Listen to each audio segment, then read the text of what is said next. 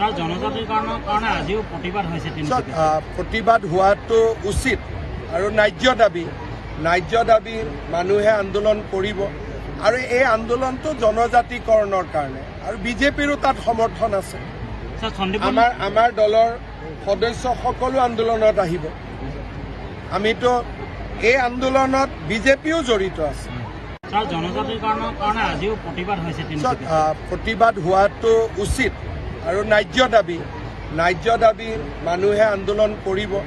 আৰু এই আন্দোলনটো জনজাতিকৰণৰ কাৰণে আৰু বিজেপিৰো তাত সমৰ্থন আছে আমাৰ দলৰ